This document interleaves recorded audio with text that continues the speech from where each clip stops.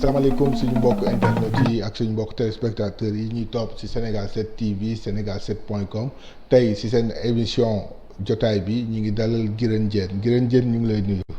Mohamed maa ngi lay fay di la sant ci sa invitation bi. waaw di fàttali Guirane Diène suñu ganu tey bi moom moo nekk directeur ONG JCELTIS nekk coordonnateur plateforme pour le développement durable de Mbao tey moo nekk suñu gan fii ci seen émission jotaay bi Guirane dañuy dem gaaw ci li waral waxtaan wi nag dinañ ko samp ci inondation yi ndax yaa ngi dëkkee fee ci commune Mbao inondation yi nan ngeen ko dundee ci commune Mbao dans la banlieue de Pikine en général. bon li nga xam ne wàllu mbënd mi la mën naa wax ne du lu bees pour ñun xëy na dafa gën a yokk rek ren depuis taw yi amoon ci le 5 septembre. mais daanaka problème inondation moom Mbao depuis quelques années quand même dañ koy dund dans la grande banlieue aussi gis nañu ne dafa gën a fës ren ci Kër Massar mais nekk na problème boo xamee ni chaque année dafiy nekk waaye nag gis naa ku nekk ca la nga man mon niveau de la commune ak ay personnes de bonne volonté bon même mën naa wax ne aussi le ministre de la République aussi gis naa kenn ku nekk ngay agir di def ay actions en faveur des populations parce que gis naa ne lu mel ni bu amee moom lu waay man rek na ko def te yàlla tax tout en préservant dignité wu ñi nga xam ne ñoom la affaire bi impacté. mais inondation comme ni nga wax yéen a ngi ko dëkkee tàmm ngeen ko miin ngeen ko yéen ñi dëkkee ci banlieue bi ñi dëkkee dans la région de Dakar mais un peu partout au Sénégal mais dafa am lu xaw a jaaxle tuuti dafa am benn plan décennal de lutte contre les inondations bu ñu teg ci 750 milliards. 750 milliards ñu def ko ci pour 10 ans mais bon. gars yi comme ni nga ko waxee ngeen koy ñu koy dund ba tey 2 ans moo ci des parce que 2012 lañ ko démarré woon est-ce que loolu xel nangu na ko aussi xel waru ko nangu de. waaw li ma ci mën a wax mooy que ne 750 milliards loolu c'est un prévisionnel. bon mais ñun bi nga xamee ne au niveau de Mbao ñu ngi dund lii parce que ñun dañuy jël lépp renvoyer ko aussi au marigot de Mbao. parce que gis nañu ne fa la lépp jógee fa la lépp day dellu bu fekkee ne tey ci li fi des. ci étendue d'eau boo xamee ne nii dafa nekk dans la région de Dakar maanaam bu may jox marigot Dalifort existé tul le plan d'eau de Thiaroye-sur-Mer existé tul donc yeneen yi aussi mën naa wax ne ci côté bi ñu xam ne fi la ñu dëkkee marigot bi rek moom moo fi des donc mais comme président bi mbënd mi amee fi nga xamee ne mooy nuñ koy waxee ci Kër Massar dem na fa def ay annonce mais lu jiitu loolu wax nañu affaire évaluation. mais ñun quand même jëm nañu def le tout pour am accès ci plan décennal bi au niveau de la plateforme pour le développement durable de Mbao ñu bokk ko aussi ak suñu mbokk waa commune de Mbao ci gestion pour gëstu loolu gëstu bi nag moo doon xam lan la ñu prévoiroon pour Mbao gisoon nañu 119 milliards nekkoon na fi loo xam ne day nekk diggante Mbao Kër Massar ak une bonne partie de Rufisque Ouest ak yooyu. loolu gisuñu ci li ñu doon wax les actions d'urgence ak li ñu doon wax les actions en cours ak yi nga xamee ne dafa nekkoon les actions à court terme ñun gisuñu suñu bopp parce que tey mën naa wax ne ñun au niveau de Mbao sentiruñu benn investissement benn moyen bu ñu mobiliser def ko ci commune Mbao bi ala rawata li nga xamee ne mooy marigot bi bon nekk na lu doy waar te bu ma déggee ci li nga xam ne mooy daw ci information en 4 ans je pense que si li ñu waxoon présidence dafa waxoon ne réglé na problème mu mbënd mi man nag moo tax bi lii xewee ñu dégg benn ministre bi nga xam ne moo yor ndox mi ak wàllu assainissement ñu koy wax Serigne Mbaye Thiam mu wax jëmale ci marigot Mbao bi loo xamee ne ni jàpp nañ ne amul ñu ne nag nañ jóg taxaw parce que marigot Mbao quand même ça fait 15 ans ñu ciy wax kenn faalewuñu wala ay mébét rek moo fi nekk mais loo xam ne ni jëf la gisaguñu ko foofu. marigot Mbao comme ni ngay waxee kenn faalewu leen jëf na mais marigot Mbao war na mën a nekk quand même pour zone boobu noonu benn point de sortie des eaux ma nga xamante ni population yi par exemple diggante Kër Massar Mbao Petit Mbao jàpp Yëmbal waroon nañ mën a draguer ndox bi mu dem ci marigot bi nga xam day dem ci géej bi moo gën nit ñi di dëkk ci ndox bi. waaw bon marigot bi de manière naturelle. moom mas a nekk réceptacle ndox yu bari. tey bu ñuy wax fi ñuy wax déggu mbaaw mooy ZAC bi. boo gisee li nekk ci côté ouest Rufisque ouest. ndox ma fay jóge aussi bu demul géej da daan topp ñëw ci déggu mbaaw après mu am nu mu jaaree ba yegg si fii nga xam ne mooy marigot bi ñi dëkk tey Kër Massar avec toute la réserve bi nga xam ne moom laay ciy def. damay jàpp ne aussi c'est dans la continuité du parcours du marigot parce que boo xoolee y avait tout un chapelet d'étendue d'eau fii ba Saint-Louis donc la sécheresse bi am dans les années 70-80 moo tax zone yooyu yëpp nit ñi après ñu dëkk ko sans ñu rendre compte ne ñu ngi dëkk foo xamee ni ay zone non aedificandi la wala mu nekk ay zone yoo xamee ne nii yoonu ndox la donc ñun bañuñu marigot bi mu recevoir ndox yi da naturellement day am loolu mais li ñuy wax mooy comme ni ma ko waxee sànq étendue d'eau yu bëri dañ leen rayer de la carte donc baax na bu ñu naree jël ndox yu bëri di ko à la limite de manière gravitaire muy topp route nationale 1 bi topp TER bi topp péage bi di ñëw ci nga xam ne mooy marigot bi mais dafa laaj jutu loolu ñu aménager ñu comme ni ko draguer dex gi ba nga xamee ne du nekk un problème boo xamee ne da nga koy déplacer en amont ñëw di ko indi en aval du marigot daanaka moom comme moo nar a nekk la solution durable de ce plan décennal ci zone bi ñu nekk. parce que dañuy wax ne sax avant inondation yi nekkoon na lu ñu mébétoon. mais nag fi mu nekk y a une question d'urgence. loolu moo tax surtout aussi en dehors du fait que ñu ne dañu indi ndox bi foofu li fi daan ñëw ñu ne nag il faut ñu ñëw en urgence intervenir sur Mbao sinon ce sera la catastrophe. mais draguer le marigot mais aussi il y a une partie de la population bi am na ci wàll parce que bu ñuy seetloo ni liiwu marigot bi. gis nañ ñu fi tabax. dëgg la gis nañ ñi fi tabax gis nañ aussi population bi duñ jëlee seen i déchets seen i mbalit fa lañ koy sotti. dëgg la yooyu yëpp c'est vrai que état bi nguur gi ñoom ñëpp am nañ ci wàll mais population bi aussi yéen lan ngeen ci def pour sensibiliser population pour nga xam ne beneen yoon bu taw bi ñëwee day dem naturellement ci marigot bi dem. bon man xam nga je ne suis pas un technicien. bien que temps yi passé dégg na le ministre il faut le nommer Abdou Karim Sall dans sa sortie au niveau de Kamb ou Rudis dire que y a des experts dans tout ku nekk ay wax bon ñun loolu duñ ci sori mais quand même jàng nañu quand même du ñu ay demeuré. beneen bi nous avons quand même un savoir endogène parce que nous vivons ça depuis notre enfance. donc moi je me rappellerai toujours quand nos grands-parents embarquaient des pirogues pour traverser dem ci fi ñuy wax tey ab gox di bay foofu les premières expériences aussi de bët Sénégal pour la pastèque pour le poivron yooyu yëpp ça a été testé au niveau de ab gox donc loolu lu ñu dund la lu ñu xam la donc du lu ñu inventé donc jàpp naa ne ñi dëkk ci dex gi amoon na benn projet bu ñu doon wax le Passe-Dune projet d'aménagement et de sauvegarde des dunes des Niayes c'était la DPV moo ko porté woon dans les années 2003 2004 2005 c'était pour que zones yi nga xam ne ce sont des zones non aedificantes tout autour du parcours ñu délimiter ko avec un reboisement defa aussi ay barrières pour que les populations ne puissent pas venir habiter sur le lit du marigot loolu dëgg la def nañu ko de manière volontaire avec beaucoup de personnes defoon nañ ci tamit ba nga xamee ne au moins mu am ay zones de servitude entre le marigot et les maisons il y avait au moins 20 mètres mais loolu aussi négligence su commune Mbao daf ci dugg parce que c'est la responsabilité aussi parce que boo gérer boo délégué ay responsabilité am na fu muy yegg bu affaire bi ñëwaatee da ngay nangu. mais aussi autorisation de construire sax ñoom ñoo koy joxe. non du autorisation moi je pense que yenn ñi ay occupations irrégulières la il faut aussi ñu wax dëgg bi mooy que ne tey bu ñu bëggee aménager marigot bi lépp loo xam ne ni mën nañ ko sauver réhabiliter nañ ko def mais y a de ces gens yoo xam ne jàpp nañu ne fa ñu dëkk.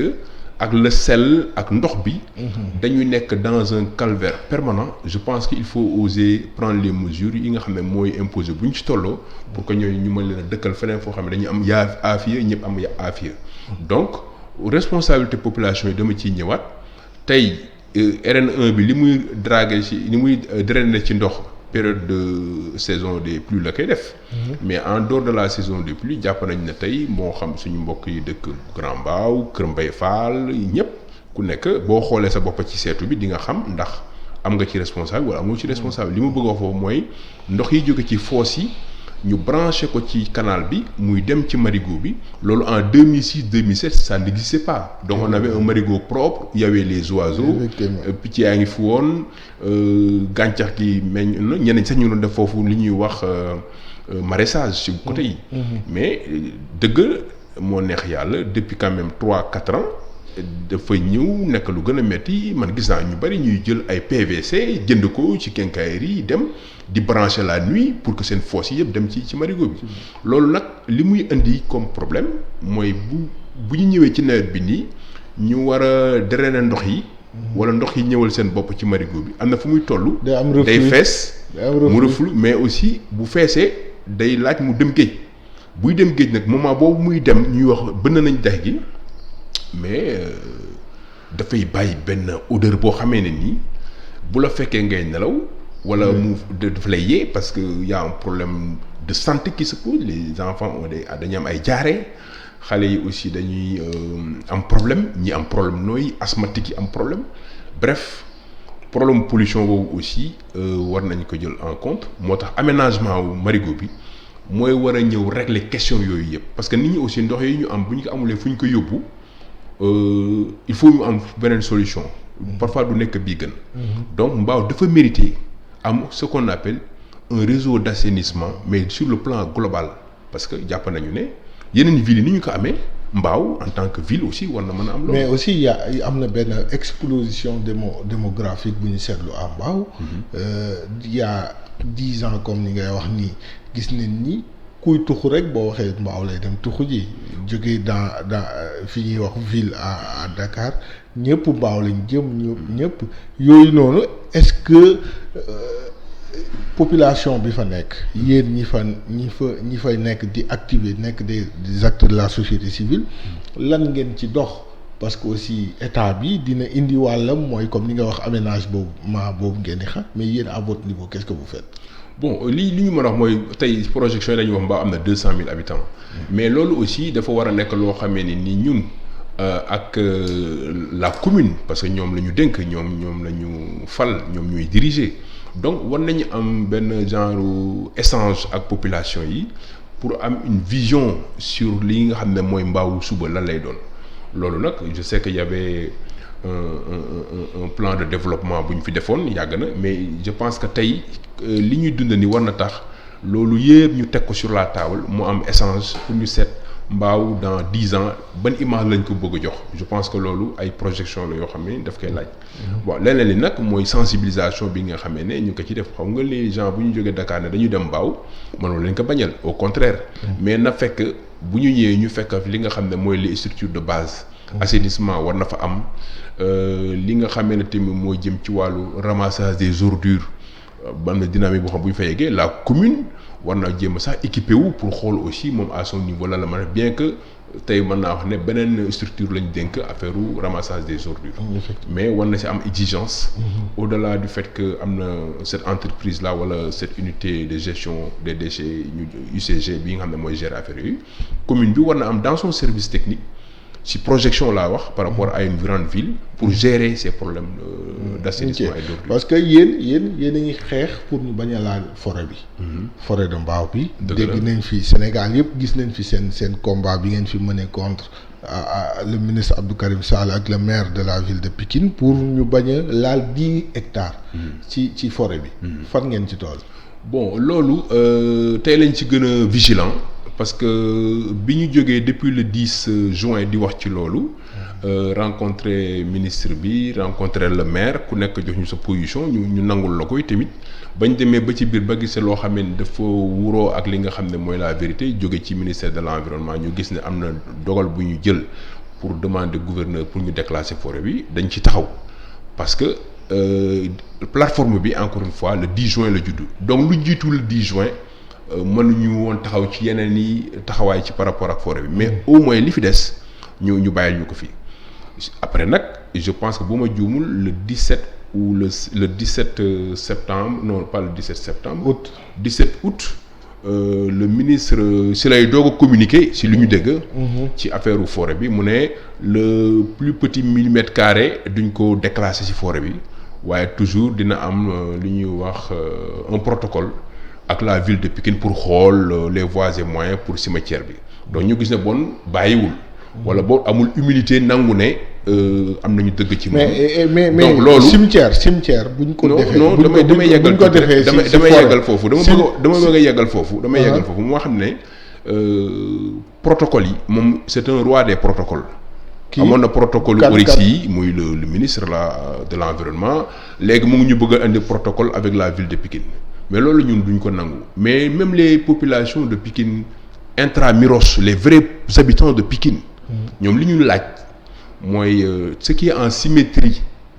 de l'arène nationale qui est déjà déclassé et qui fait 6 hectares. ñoom foofu la ñu bëgg si ñu jàppale leen ñu def seen extension seen cimetière foofu. bon demande bi du une demande sociale pure et dure mais c'est une demande sociale mais je dirais même une demande politique. mais monsieur Diène foofu noonu est-ce que nekkul moom le ministre de l'environnement bis bu defee forêt ci biir forêt classée cimetière de facto ça va être déclassé. bien sûr mais loolu je pense que Babacar parce que quand même si biir plateforme yi am na booy ñoo xam ne ni jàng nañu droit. de fait je pense que avec jurisprudence su France mooy bu Sénégal rek parce que ñiy def fii droit yëpp Bordeaux la ñu génnee de fait. Un cimetière c'est synonyme de déclassement d'une surface loolu xam nañ ko moo tax ñu wax ko aussi bu fekkee dafa nar a nag violer la réglementation en allant signer un protocole mais beneen bi quand même moi je comprends bien que quand même forêt boo xamante ni defuñu fa dara amul benn utilité bu kii ñu war ko def parce que cimetière tamit dina amal askan bi beneen utilité pourquoi ngeen bañ ni cimetière dafa am. non bañuñu cimetière am dafa déjà am na cimetière il y a di non cimetière naufragés des bateaux du Joola ñu nga fa. ak cimetière Kamba. waaw donc il y a 2 cimetières déjà dans la forêt classée de Mbao déjà donc mën nañu wax ne ça suffit beneen bi mooy que ne nit ñi soxla nañu ay sëkk c'est vrai mais tey dans la territorialité entre Pikine et Guédiawaye parce que jusqu'à présent waa Guédiawaye foofu la ñuy jenc fi nga xam ne mooy Pikine tey bu fekkee 12 hectares mu ngi fële ci Guédiawaye 8 yi pour la communauté musulmane 4 yi pour la communauté chrétienne je pense que yaa xayti war nañu gaawtu sax diligenter loolu pour que ñu ubbi foofu bu ko defee ku nekk ci jàmm waa Pikine dinañu mën a dem foofu loolu alternative bu ñu joxe la te c'est quelque chose loo xam ne déjà mu ngi fi xamul lu ñuy xaar pour ubbi ko bon du affaire mode ba nga ñu ne Guédiawaye am na cimetière Pikine yi réclamer cimetière mais Pikine nee ne juste à côté à moins de 10 mètres entre le mur de clôture de cimetière de Pikine ak lii ma lay wax noonu muy suufu beeñ boobu nekk foofu mu mat 6 hectares te cimetière u Pikine c'est depuis les années 50 lañ ko commencé utiliser ñu ngi wax ne dafa saturé c'est vrai hein dafa fees effectivement loolu mën nañ ko nangu mais suñu mbokk Pikine yi je pense que semaine passée dégg nga leen ñu def un point de presse ñu ne ñoom li ñu bëgg mooy seen way dawle ñu mën leen jenc à côté bu ñu paree delluwaat ci seen kër te du ñu am problème léegi nag li ma xamul mooy 6 hectares yooyu wala 5 hectares on va réduire lan la ville de Pikine ragal wala lu fa xew ba tax nanguñu ko mettre à la disposition des populations de Pikine pour ñoo surtout ñoom ñooy laaj. waaw te foofu c'est la proximité léegi ñu ko bëgg leen yóbbu Mbao taw alors que foofu mën nañ fa am juma mën nañu fa am morgue mën nañu fa am parking commodité yi am Yoff yëpp mën na am foofu te c'est accessible pour Pikine pour Dakar et pour ku bëgg a ñëw foofu doo am problème donc justification boobu gisuma ko li tax nag ñuy wax ci forêt bi c'est vrai que y avait le plan d'aménagement de la forêt de Mbao avec l'APIX dafa nekk au point mort je pense que il est temps que aussi état bi ñëw mettraat loolu en place pour que forêt bi muy dund am na ñu fay dund am na ñu fay bay am na meññeef am na y a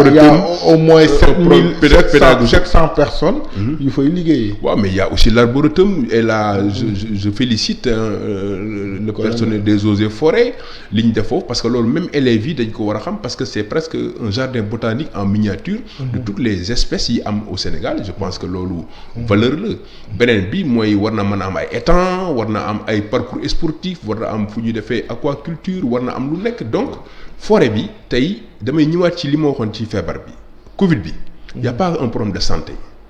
tey yàlla dafa ñuy wan ne li ngeen laal ci gàncax wala ci alam bi dafa bari delloo leen li ngeen lambeeroon ngeen andi ko à l'endroit donc forêt bi non seulement dañ ko war a renforcer mu nekk un bien boo xam ne même dans une dynamique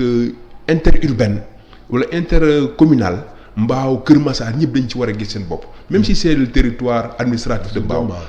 Kër Massar daf ci am wàll loolu mooy mën a tax mu mën a yegg benn ñi nga xam ne ñoo ko wër ñëpp fi may yokkaat foofu mooy forêt Mbao rek doyul à Parc Hann l'ancien aéroport. foofu président joxe na fa 10 hectares. waaw mais 10 hectares bon on applaudit d'accord gars yi 60 hectares lañ doon demandé mais comme 10 hectares lañ leen jox baax na mais nag nañ ko jëmmal mu nekk un parc forestier urbain bu mu nekk slogan nañ dem léegi bu ñu jógee foofu boo demee Guédiawaye amoon na lu taxoon ñu tax ñu def déclassement. foofu aussi bu fekkee am na lu fa des nañ jéem a def aussi mu am un petit bois parce que fu nit dëkk dafa war a am garab. boo demee à Yeumbeul la même chose laay répéter boo demee à Malika il faut pas qu'il y ait que du gris que du béton il faut qu'il y ait des arbres Dakar a besoin de verdure pour ne serait-ce que respirer maintenant les problèmes de compensation yooyu ñuy wax yépp ñun c'est pas parce que jëmbat nañu garab aéroport Dakar mooy tax ñu bàyyi forêt Mbao bi noonu forêt Mbao bi daal comme ni ñu waxoon ku ko bàyyiwul duñ la bàyyi bon peut-être nit ñi mën nañu xalaat ne problème politique la c'est pas ça moi ñun amuñu problème ak personne physique tey beneen ministre de l'environnement nekkoon fii dëkk feneen mais tey lañ keroog lañ gën a taxaw ci loolu. parce que je voudrais même dellu si loolu mooy parce que ñu bëri jàpp nañ ni. seen engagement yéen contre ce projet là porté par le ministre de l'environnement dëkk seen commune Mbao. c'est parce que. dafa am des dessous politiques yéen ñii ñëpp. da ngeen koy xeex politiquement moo tax ngeen koy. non bon je pense que. mais mu nekk tamit lu xel nangu parce que gis nañ le maire. de la commune moom farouche opposant au ministre. mu nekk ci xeex bi aussi waaw non c'est que xam nga ku nekk rek dañ lay nangul sa responsabilité. bi ñu déggee affaire boobu dem nañu gis maire bi wax ak moom mu xamal ñu ne moom il est opposé à ça. ñu nangul ko loolu. bi ñu demee gis ministre bi aussi de l'environnement moom li mu ñu njëkk a wax mooy procédure amul moment bi nga xam ne ñu ngi koy gis muy le 23 juin mais xamaloon nañ ñu aussi que ne. loolu bu doon am aussi du ci responsabilité bon mu ne bon nañu waxante dëgg jëflante dëgg ñun ñu nangul ko loolu bi ñuy génnee bi seen collègues yi seen confrère laaj ñu lan ngeen jëlee foofu dañ ne mais le ministre nous a dit que moom procédure amul ci loolu et que à son niveau il a même demandé ñi nga xamee ne dañu defoon ay poste ci côté boobu ñu arrêté ko bon ñu nangul ko loolu mais dañ dem ba ci biir ñu gis une lettre bu mu defar moom. le ministre ci boppam waaw à la date du 15 juin ça veut dire que bi mu ñu recevoir le 23 juin. Une semaine avant il avait fini de faire un courrier boo xam ne daf ko adressé gouverneur u Ndakaaru pour wax ko mu accélérer convocation commission bi yor wàllu suuf si pour affaire u cimetière u Pikine bi bon jàpp nañ ne waxuñu dëgg xam nga nit aussi mën nga juum day am l'humilité dafa baax mais mën na yaa xayti yi ngeen ñëw seet suñu mais bi ngeen di ñëw ama ay la yéwén yéen a may wax problème forêt bi mais def naa ci lii ba pare boobaa dañ koy nangu mais le fait que mu wax ñu loolu yëpp dara amu ci même décret du moom moo koy signé mais ñun xam nañu quand même décret kenn moo am exclusivité signé ko muy président mais lii préparé décret day am parcours quoi. ki togg ceeb bi ba président mën a lekk wala mu bañ a lekk mais loolu ministre bi moo koy préparé loolu xam nañ ko. mais kayit boobu mu ngi ci ñëpp gis nañ ko léegi loolu passé nañ affaire boobu. mais xam nañ ni aussi que décret buy déclassifié président mooy signé. waaw président mooy signé est-ce que vous avez interpellé le président de la République parce que aussi xam nañ ko fii Sénégal gars yi dañuy wax ni les ministres là mais. Celui qui règle les problèmes c'est pas eux c'est le président est-ce que interpellé ngeen le président on lui a fait un courrier recommandé am nañu sax reçu bi bon je dois dire que jot na information bi bien que bëri boobu Covid bi gënoon na tar jàpp naa ne woowuñu tontuwuñu ak yooyu bon c'est dommage parce que ñun ay Sénégalais lañu mais quand même en tant que Sénégalais man damay jox temps yi le président Chirac yàlla na ko yàlla yërëm parce que quand même c'est quelqu'un que j'ai connu avant qu'il soit même président mais bu ma ko bindal lettre sax daf may tontu. daf lay tontu waaw en tant que président donc ñun suñu président yi ak suñu ministres yi koo si bind du la tontu c'est dommage ay citoyens quand même bu ñu la interpellé si loo xam ne lu ñu bokk la da nga war a tontu wala ou dans ton cabinet ñoo xam ne ñoo lay defal réponse yi. waaw loolu la ñu si regretté quoi mais yàlla xam na ne. interpellé woon nañu. interpellé ñu dem ci beneen point. beneen point bi président Macky Sall. dañ ko toog di xaar ba inondation yi amee demul fenn ci zone inondée bërki démb. mu déplacé wu dem Kër Massar. mu demee Kër Massar nit ñi di xaar ay solution mu annoncé. benn nouvelle boo xamante ñi xam circuit bi ñu bëri xam nañ ni ça existe depuis avant 2012. mooy la départementalisation de Kër Massar. mu amoon ay blocage mu annoncé ni moom jël na décision te koy def. ci même jour bi ma gis la nga def post Facebook. di wax ni Mbao va mourir de sa belle mort. lu tax loolu. waaw bon xam nga problème mu inondation yi bi nga xamee ne tar na président yéex a dem c'est dommage d'ailleurs mais mieux vaut tard que jamais. comme dem na. bien que gis naa ne peut-être ay nañ ma baal mais ay retraités de luxe ñoo jël parole wax mais les vraies populations impactées de Kër Massar kenn déggu leen. kon ñi fa wax ñooñu c'est pas les impactés. non bon ay délégués de quartier bon voilà suñu ay ndijaay lañu ils sont gentils mais ñi ma gisoon ñuy kaas feneen xamuñu même man chez moi wala chez nous bokk à Mbao laay wax sax am nañu un ami qui vient de là-bas qui est hébergé donc ñun amuñu benn problème ak suñu mbokku. Kër Massar ay mbokk lañu. Mais li tax ma ne Mbao va mourir de sa belle mort c'est vrai que le projet de départementalisation yàgg nañu ko dégg mais ci temps yu néew jàpp nañu ne ay personnes yoo xam ne nii qui ont une voix autorisée dinañ ci tontu scientifiquement et historiquement. yàgg naa nag di wax nag depuis 2006 que ne Mbao même au temps où il y avait le président Mamadou Seck xalaatoon naa ko ma ne Mbao dafa war a am taxawaay bu ñu demoon bay départementaliser. jàpp naa ne département bi Mbao la war a tudd lu tax parce que da ngay dégg Sicap Mbao Fass Mbao raffinerie Mbao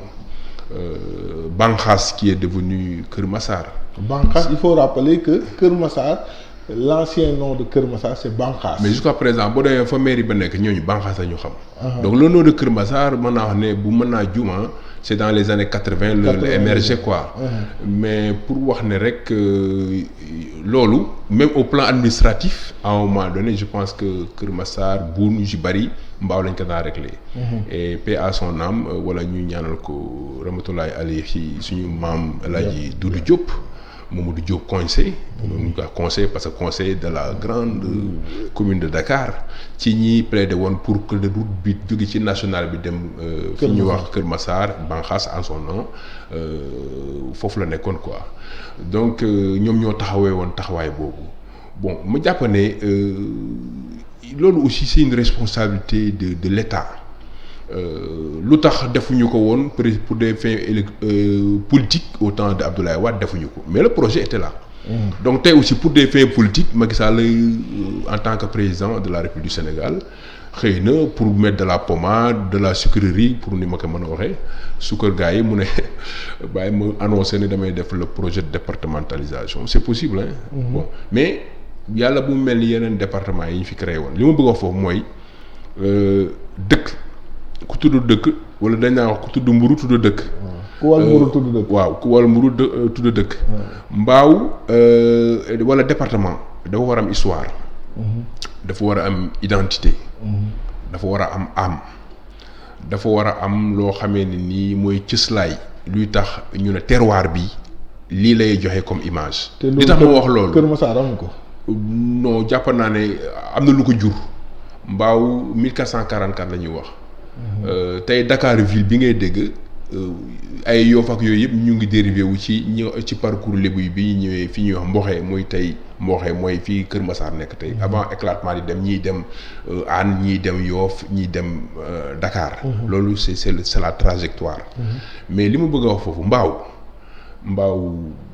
si lu gàtt rek Mbao c'est Ousmane Benga Mbao, il y a un grand lutteur mën nañ ko gis comme référence.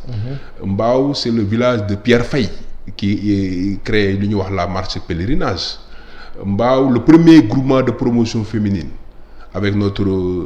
suñu yaay Ramatoulaye Alayha Adama Cissé Wele, c'est fait à Mbao.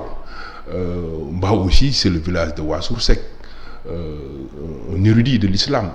Mbao aussi damay wax ne aussi lépp loo xam ne communauté lébu bu ñu daan jël décision majeure yi ba léegi même ba ci ñi fi nekk tey ay grand sëriñ mais bu ñu ñëwul Mbao seen yëf du taxaw. Malheureusement ñoom bu ñu demee ba nekk ci station yooyu dañuy fàtte quoi. waaw ñoom ci grand sëriñ yooyu parce que dégguñu leen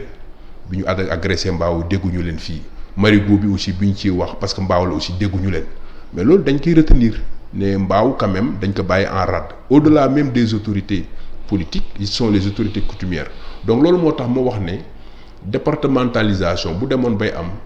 Mbao moo war a nekk turu département bi même bu amee yeneen ñu koy composé comme Kër Massar ak leneen bon c'est légitime ñu wax loolu maintenant kan mooy tranché.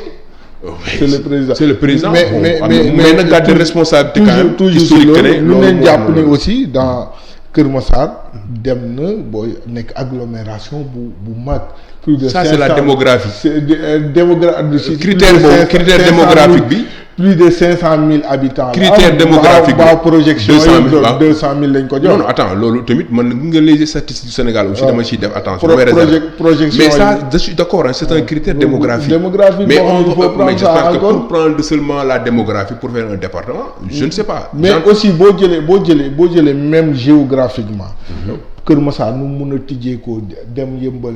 dem Tivaouane Peulh boor boobu noonu. moo gën a yaatu Mbao. du quelque chose aussi et aussi bon ils ont une histoire ñoom tamit ils ont une histoire. yooyu yëpp mun nañu non mënuñu bañ histoire bi mais bu may wax affaire u am. c'est-à-dire tey mën nga dëkk ñenn ñi c'est plus dans une dynamique de cité dortoir. mais il y a pas un ancrage wala une appartenance boo xamee ni mën nañuy wax ne il s'identifie à. voilà c'est-à-dire il y a pas cette base. mais aussi aujourd'hui quand on dit que on est dans le Jolof ça veut dire ce que ça veut dire. bu ñu nee on dans le Bawol ça signifie quelque chose. dans le Fouta ça signifie quelque chose. et gisuma la Mbao aussi am na lu. voilà encore autre donc symbole yi du fi jeex. maintenant bu ñu jëlee critère démographie rek j'espère que du loolu ci la ñuy basé wu moo tax nous attendons avec prudence de voir un peu dans les détails pour que quand même les critères parce que en 2016 moi j'ai assisté ci benn rencontre bu président de la République ñëw foofu maire bi jël parole mais critères yu mu soulevé woon et critères yu ma dégg ñuy wax souvent c'est critères démographiques dëkk bi dafa bëri dañu bëri il faut que war nañ mun a am suñu parce que aussi il faut dire que Kër Massar avec 500 000 habitants c'est benn commune la am aussi yooyu yëpp taxoon na leen ñu wax mais buñ ko jëlee département est-ce que Kër Massar Mbao zone boobu noonu mënuñu départager les rôles dans le département fii nekk cité administrative fii nekk cité commerciale fii nekk yooyu yëpp ça peut se faire hein? Non, ça peut se faire mais moi je reviens sur le nom. Le département doit porter le nom de Mbao.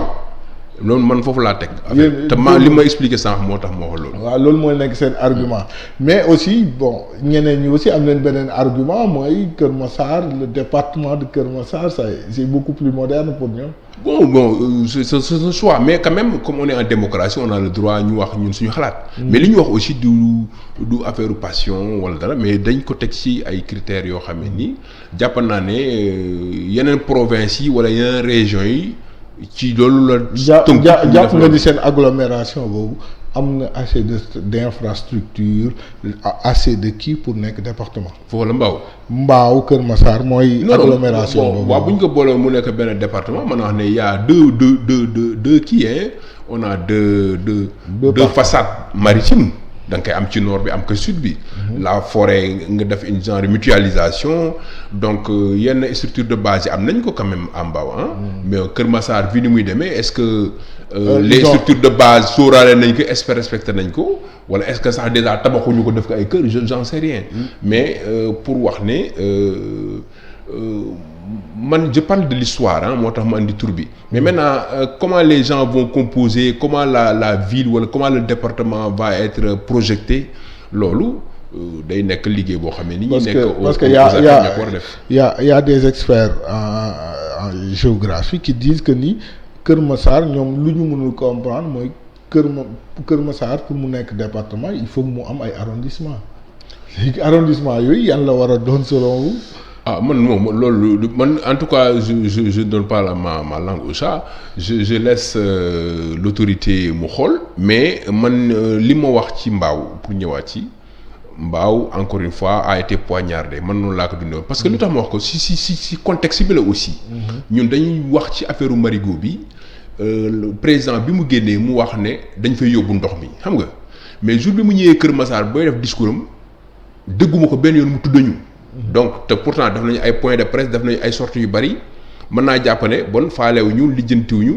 le jour bi nga xam ne si la ñëwee Kër Massar nag le coup de poignard mooy le projet de départementalisation de Kër Massar turu Mbao feeñu si. moo tax maanaam Mbao après tout ce qu'il est en train de vivre maanaam li ñuy dund yëpp jëmale ko ci dex gi ak problème mu forêt bi ak li ñuy indi na fas yéene andi muy dépollution baie de Hann loolu yëpp ñu xëpp ñu ko pare. ñu yuuxu ne buñ ñu andi ndox te ñëw draguer ñuy dex gi ñu ñëw tegal ñu si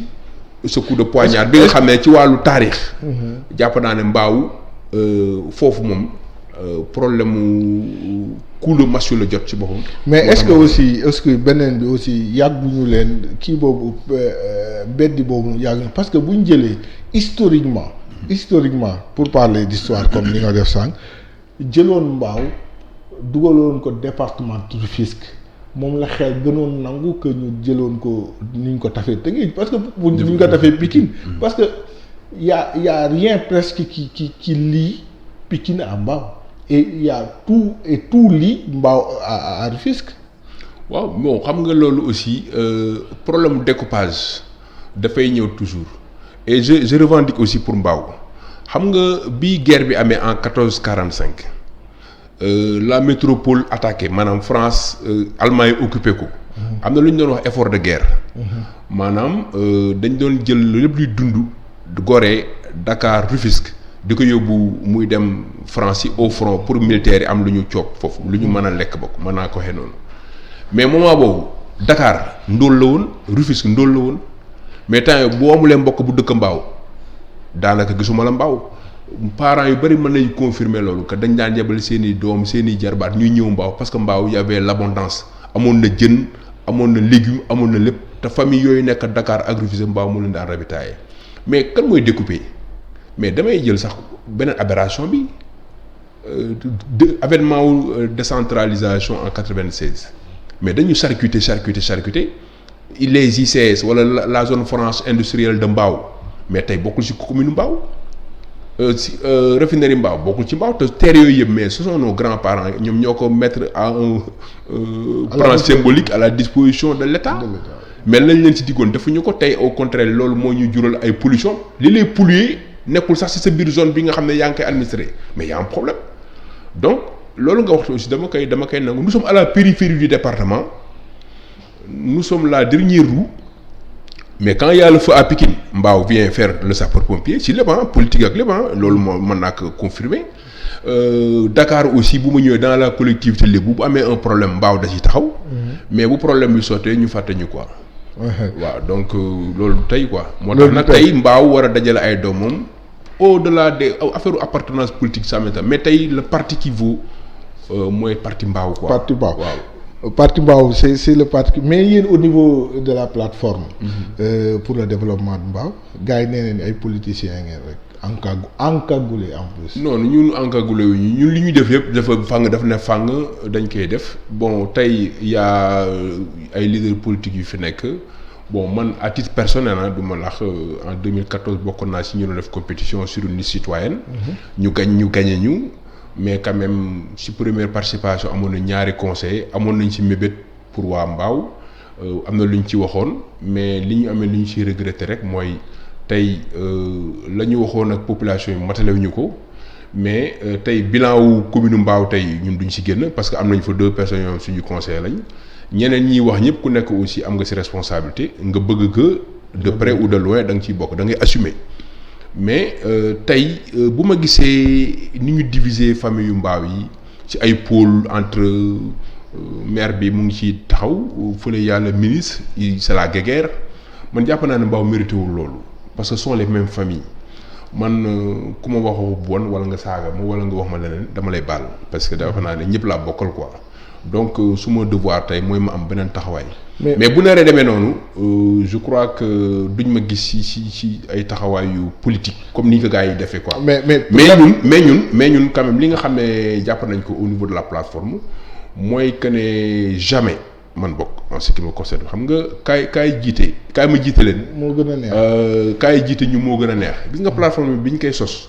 man fekkee ma bi ñuy joxee tur beeg. si tur bi ñoo ko defandoo mais bi ñuy wax kan mooy coordonnateur man fekkee ma ko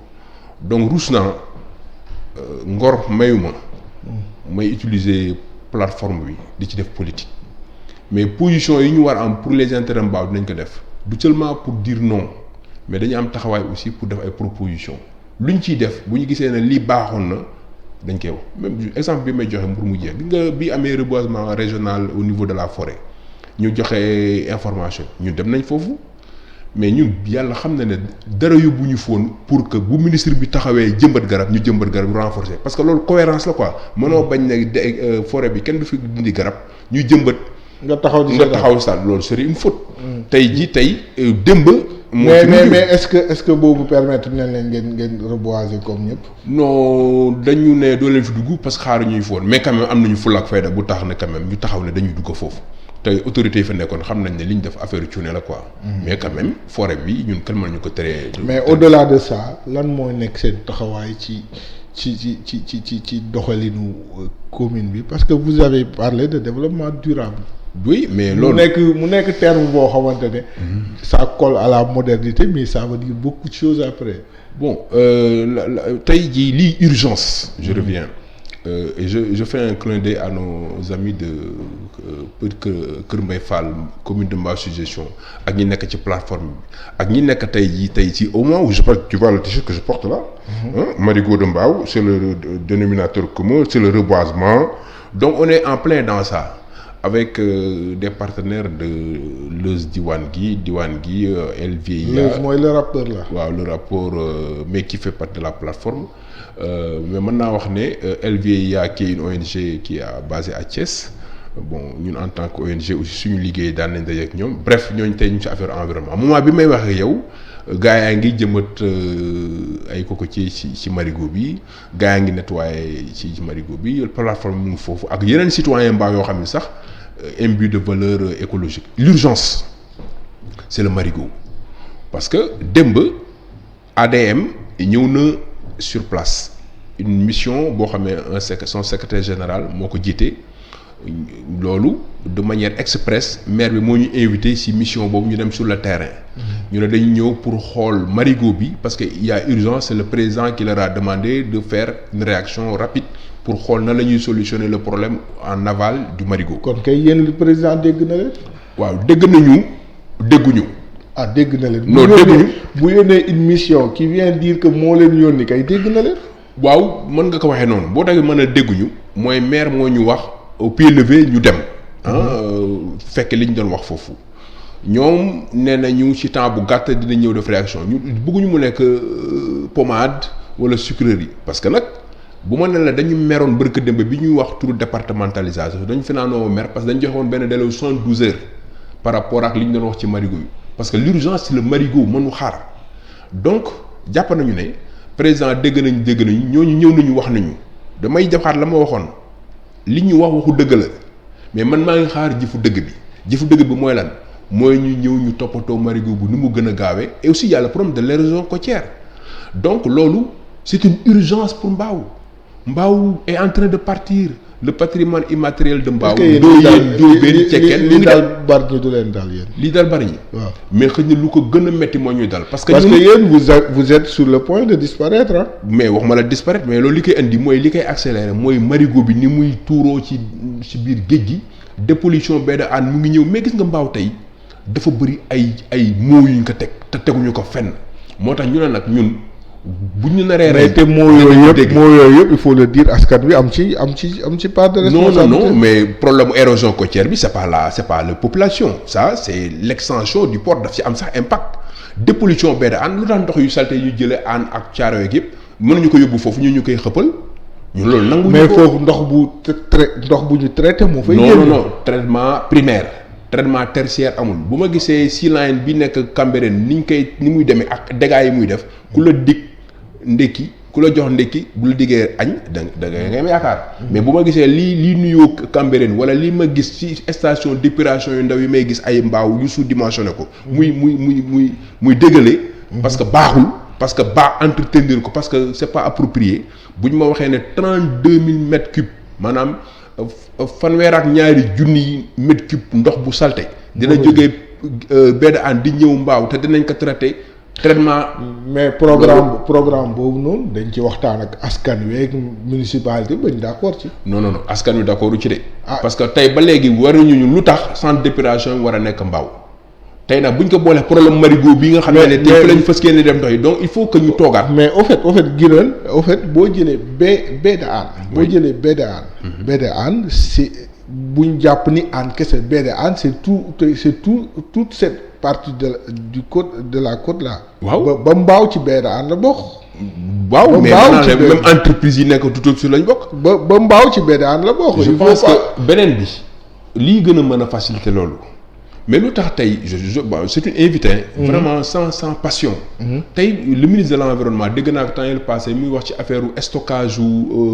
des produits toxiques à Sénéchim. ñu ngi seet nan la ñu koy solutionner. je pense que lu mu ko gën a def mu gaaw c'est bien. mais man je l'invite wala bon je conseille bu fekkee en toute modestie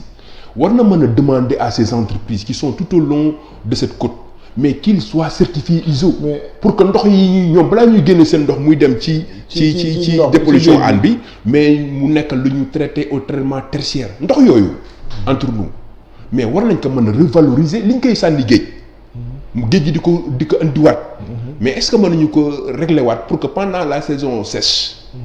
mu mën a duggaat ci marigot bi encore mu zone yi nga xam ne ay zone de maraîchage la ñu mën leen dekkilaat encore ñu pousser aussi les ICS à ce que ñu désintoxiquer zone boobu nga xam ne c'était une zone de maraîchage sës ci pël gi parce que foofu aussi les gens au quotidien loolu aussi c'est une alerte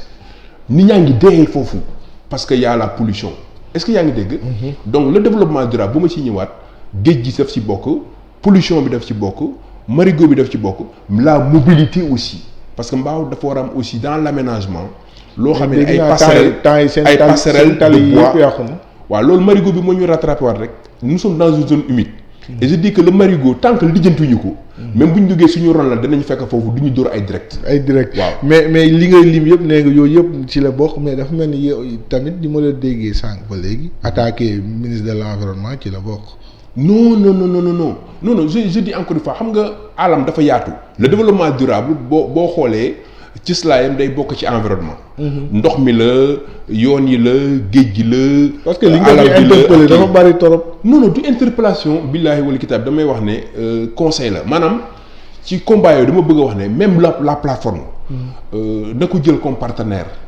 même tey jii nii bu doon day reboiser. mu invité ñu waxatuma sax fële ci forêt même biir mbaaw rek. wala mu ñëw ñu toog mais am na loo xam ne dañ ko bokk. mbaaw dafa soxla unité tey comme moom dafa bëgg mbaaw le maire bëgg mbaaw même là c'est une invite que fait la plateforme wala les plateformes mooy le ministre comme le maire nañ ñëw jàppale dëkk bi parce que boo ne da nga bëgg a dëkk da ngay taxaw ci problème dëkk bi mais li ma mënul nangu mooy ñoom seen promotion personnelle di dem famille di diviser wu man gis nga du ma xeex ak kenn du ma saaga kenn parce que ñëpp laa bokkul. muy Kamb j'ai des frères là-bas. à Kër Mbaye Fall j'ai des frères suma enfance je l'ai passé plus à Kambaaw ak Kër Mbaye Fall donc bu loolu weesoo jàpp naa ne aw ma sens interdit fenn li ma bëgg a wax foofu mooy que les politiques arrêtent de diviser les gens pour mieux régner mais nañu ñëw mbaaw urgence yi mu soxla te ak li may wax nii ci ay défis par rapport à départementalisation yooyu mbaaw dafa soxla unité. loolu nag mooy invite bi nga xam ne moom la plateforme yi interpeller les hommes politiques. kenn ku nekk ci ñoom ñaar ñi fi nekk yàlla teg leen fi kii c'est le maire mais que nañ ko nommer rek c'est une chance, ça devait même être une chance, un bonus pour Mbao. te ñun foofu lañ doon gisee positivité am un a priori positif mais amuñu haine personnelle pour une personne loolu doomu aadama buy julli sax wala nga am ngëm-ngëm waroo bañ nit. man bañ ma kenn man doo ko def loolu. xam naa ñu fermer chapitre boobu noonu. dugg ci beneen au moment où population bi nekk ci ndox. ñu gis ni am na une certaine partie des hommes politiques yi xëccoo benn statut muy statut chef de l'opposition en tant que personne de la société civile yow loolu na nga ko gisee. bon man loolu c'est comme on dit tu sais image bi dafa may fàtte les chiots là maanaam xàccu ndaw yi nga sànni leen benn yax quoi ñuy kii foofu man pour man loolu yëpp c'est fait à dessein c'est l'État à un niveau central. mooy divertir nit ñi quoi. mooy divertir agiter loolu pour nit ñi fàtte lii bàyyi lii alors que dañu war a respecter nit ñi c'est-à-dire l'humilité respecter dignité nit ñi ñi nekk ci ndox mi je pense que nekk na loo xam ne ni nii lu ñu waroon a toppatoo la que affaire statut de l'opposition mais foofu aussi je renvoie la balle aux Sénégalais parce que en 2016 si je me trompe pas quand il y a eu le référendum certains ont voté oui je pense que la majorité qui est sortie des urnes c'est oui. un référendum dama jàpp ne ci li ñu xam ci histoire benn question lay doon nga wax oui ou non mais ñu joxal un chapelet de questions ñi ngi naan 18 ñi naan 22 tey bu fekkee da nga d'accord ci 1 bi d'accord ci 15 bi wala nga d'accord ci seen doole mais y avait ce problème de statut de l'opposition mais foofu aussi mën naa xam ne le gouvernement actuel le président Macky Sall moo ko jiite il n'a pas joué franc jeu mais au sortir de ça mais waroon na leeral ne opposition bi li kii moo koy incarné nangam bon boobu problème bi day ñëwagul mais waxu ci donc foofu aussi sénégalais yi devant leur responsabilité ñu voté woon wii ñëpp nañ gàddu seen responsabilité ñun ñi voté woon non parce que nag da ngay am cohérence dans ton parcours quoique on est en démocratie même si on avait voté non loi la xam nga référendum la mu ngi fi il va falloir le gérer mais loolu dañ ko war a séparer ak problème inondation ay nit ñoo dëkk foofu nañu respecter dignité nit ñi daal. parce que gis nañ mu am ay hommes politiques ñu mun leen citer sax Bougane Gueye Dany ak kii di Ousmane Sonko. bu Pastef gis nañ temps yi xeexoo beeg sànnante traque bi nekk seen diggante ah. waaw loolu dégg naa ko gis naa aussi ay réactions yi moi je pense c'est très puéril quoi affaire xale la quoi je pense que dans une grande démocratie am na si yoo xam ne nii waruñu fa yegg c'est-à-dire des coups de poing en dessous de la ceinture yooyu vraiment war nañ ko mën dépasser quoi. man noonu laay gisee c'est-à-dire politique dafa war a nekk élégance quoi. dafa nekk affaire gentleman quoi waaw affaire gentleman agreement nit ñi dañ ko war di am ci lépp. sportivité fair play xam nga même soo mën nga def compétition mais boo pertee nga perte mais opposition farouche bon je prends même au niveau local ñun ACM bi ñu demee en compétition on a perdu. mais des gens ont cherché même à faire des coulisses pour faire un putsch mais non ñi gagné ñi àndoon ba gagné mais nañu ànd ñu gérer mais après on les a laissé dérouler ñun mësuñu taxaw fenn naan dañuy lii laa lële ça ne nous intéresse pas. waaw beneen bi mu nekk benn point boo xam ne yëngal na dëkk yi ñu wër. Mali am na coup d'état bokku ci même bu dee foofu yëngu na tuuti. gis nañ ni Côte d'Ivoire ak Guinée. 3e mandat. mi ngi koy jaxase fii Sénégal président nee na waxul waaw waxul déet. waaye gis nañ ñi ko wër. di ko encourager pour mu def ko. bon loolu bu fekkee may nga ma ko on n'est pas bon je suis venu là pour la plateforme mais quand même c'est une question qui m'interpelle en tant que citoyen. En tant que citoyen. Parce que quand même j'étais le 19 avril à Dakar pour dire non à ce projet de parrainage qui était pour moi une hérésie wala mën naa wax ne c'était à la limite se moquer des Sénégalais mën naa ko waxee noonu moo tax ñu bëri bu ñuy wax dañu xamul rek ñi nekk au front wala combattants yi ñu bëri ñu ngi def ay mbir mais duñ ko wax lacrymogène yi bëri woon na foofu démocratie exprimé wu fa la preuve ba ñu waree trier wala ba ñu waree sélectionner ñi war a def les élections présidentielles le tamis est passé et a réglé le problème donc élégance républicaine gars yi dañ koy wax mais amuñu ko donc plusieurs discours wala vaar boo ko tegee li muy wane mooy le président actuel il est hors de course bokkutul jàpp naa ne du ko def jàpp naa ko bon mais bu demoon taxaw ne day de troisième mandat du ma bett je préfère ma juum ma bokk si ñi ne vraiment jàppoon naa ne dina ko def jour J mu ñëw ni ñu mbalee fi ngeen ma doon xaar génnewu ma foofu mais du ma présenté wu mais bu demee ba war ko def je pense que ñi sa si moom wala ay mbokkam wala ñi nga xamee ne ñoom la bokkal na ñuy bàyyiwaat xel population Sénégal mérité nañu avancer population Sénégal mérité ñu nekk ci xeex di ay dara di tuuru bon c'est pas parce que aussi c'est un peuple très pacifique que ñoom ñi nekk ci kaw yor affaire yi ñu war a ne lu ñu neex wala suñu bakkan la ñuy xool fàtte li nga xam ne mooy intérêt général du Sénégal. Parce que bu ñuy wax ne dans les années 60 Sénégal ak ay Singapour. Sénégal ëppale leen PIB. tey ñu toll foo xamee ni lépp lu ñuy ut dañ koy jégaani suñu montre yeex suñu portable yëpp ça vient de ces pays dragons je pense que day wane ne on est trop en retard. mais daal man bu ma amee lu may conseiller président. son oui ou non là. je pense il faut qu'il dise non. benn yoon waaw parce que non bi day ñëw ànd ak suñu non bi ñu defoon en 2016. parce que am na fu mu yegg man homme politique yi yenn yi du ma ko gëm si ñoom quoi. waaw. effectivement fu ñuy jeexale nekkoon nga candidat. en 2014.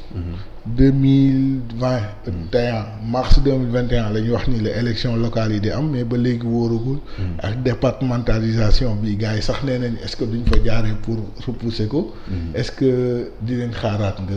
utiwaat baatu askanu commune bu Mbao. bon est-ce que l'élection municipale dina am je ne suis pas sûr déjà.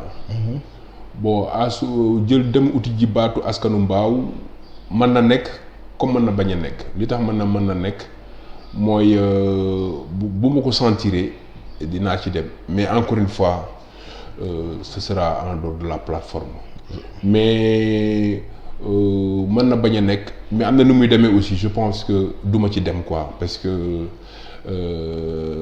jàppat naa ne toujours bu changement de paradigme amul ci ni ñuy defee politique damay nekk ci posture kaay leen jiite ma moo ma gënal kaay leen ma jiite leen donc parce que li may gis ni daal rafetul quoi donc te man politique jaraluma yenn yi jaraluma yenn parce que si li may def suma liggéey maa ngi taxaw ay nit damay am toujours fierté ay jeunes yu réussir leur parcours gis ñu sori ñuy dog boomu gàcc am nañu métier moo xam ay xeetu nit ñu ñuul lañu wala nit ñu weex bëgguma soxlawuma drapeau parce que nit même sans nga nekk dans des instances ministérielles wala même fi nga xamee ne mooy une commune war nga mën a jëriñ sa réew te taxawuma ba 2014 pour jëriñ suma réew bu ma waree football naa bu ma waree jàng naa bu ma waree taxaw aussi suma askan taxaw naa donc leneen luy am bon yàlla moo koy décider quoi mais Mbao laa dëkk mënuma taxu donc mënuma démissionner ci ay problème lu ma gis dinaa ci taxaw mais lu ma ci mën a def tamit dama ci ànd ak mbooloo mais du nekk mbooloowu plateforme bi parce que plateforme bi ngor lañ ma ji moom lañ ma dénk duñ ma gën a gore et je serai toujours là pour mouiller le maillot parce que même football j'ai des témoins j'ai des amis mën nañu wax ne gërëm lu mu xës ba dugg moom daf ci dem ba jeex quoi. waaw loolu la ma yàlla di bindee loolu la ma yàlla natoo mais maa ngi ci sant bu baax. Guirène Diène ñu ngi lay sant. maa ngi lay koy delloo. di la gërëm bu baax ci sa disponibilité. et aussi ci qualité ak dalaayu émission bi tey ndax tey auditeurs yi kii téléspectateurs dinañ seetlu nii. dama dal tuuti may la nga wax non ça dépend waaye dafa fekk rek nii mu nekk quelqu'un de bien ku baax la ñu woo ko mu ñëw mu am gàllankoor otoom am lu ko gàllankoor mais teewul mu ñëw. non mbaaw moom moo jar loolu. loolu mbaaw moo jar ñu ngi la ciy remercier et que ñi nekk si presse tey di nettoyer waa mbaaw quartier vraiment maa ngi leen di woo ak waa plateforme bi bu weesoo tey di cleaning day c'est mondial mais ñoom ñu taxaw pour que tefesu mbaaw plage u petit mbaaw grand mbaaw yëpp set je pense que week-end bi ñëw mën nañ ci projeté wu parce que mbaaw loolu la mérité quoi de même que le marigot aussi même bu état bi deful dara parce que maa ngi wax sànq mission waa ADM ñu ngi leen di xaar ci jëfu dëgg donc dans 15 jours war nañu am un retour parce que joxoon nañu ultimatum mais dinañ def benn communiqué conjoint ñu nag waa CMS Kër Mbaye Fall ñu plateforme bi pour wax ne ñooñu ñëw nañ fii wax nañ ñu lii ñun dégg nañu lii mais ñu ngi leen di xaar ci lii parce que plateforme yi tey la ñu gën a mën a taxaw ci marigot bi parce que tey la urgence bi gën a taxaw tey la nit ñi gën a soxla loolu ma leen gërëm di leen sant jaajën jëf. ñi ngi lay gërëm di la sant di gërëm di sant ñi ñu doon suivre fii ci Sénégal 7 TV sénégal7.com di leen dig daje samedi ak beneen invité ci beneen information ci beneen actualité ba samedi incha allah. jërëjëf.